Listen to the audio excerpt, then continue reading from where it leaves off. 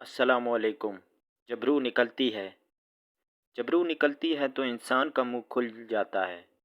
ہونٹ کسی بھی قیمت پر آپس میں چپکے ہوئے رہ نہیں سکتے۔ روح پیر کو کھینچتی ہو وہ ہی اوپر کی طرف آتی ہے۔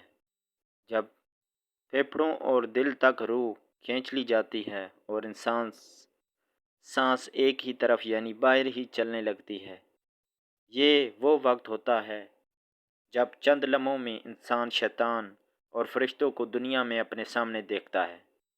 ایک طرف ابلیس اس کے کان میں کچھ مشورے دیتا ہے تو دوسری طرف اس کی زبان اس کے عمل کے مطابق کچھ الفاظ ادا کرنا چاہتی ہے۔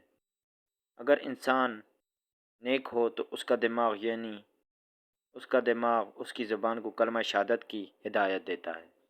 اگر انسان کافر ہو، بدین، مشرک یا دنیا پرست ہوتا ہے تو اس کا دماغ کنفیوژن اور ایک عجیب ہیبت کا شکار ہو کر شیطان کے مشورے کی پیروی کرتا ہے اور بہت ہی مشکل سے کچھ الفاظ زبان سے ادا کرنے کی بھرپور کوشش کرتا ہے۔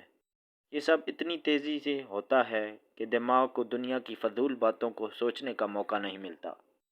انسان کی روح نکلتے ہوئے ایک زبردست تکلیف ذہن محسوس کرتا ہے، لیکن تڑپ نہیں پاتا کیونکہ دماغ کو چھوڑ کر باقی جسم کی روح اس کے حلق میں اکٹھی ہو جاتی ہے اور جسم ایک گوشت کے بے جان لوتھڑے کی طرح پڑا ہوتا ہے جس میں کوئی حرکت کی گنجائش نہیں رہتی۔ آخر میں دماغ کی روح بھی کھینچ لی جاتی ہے۔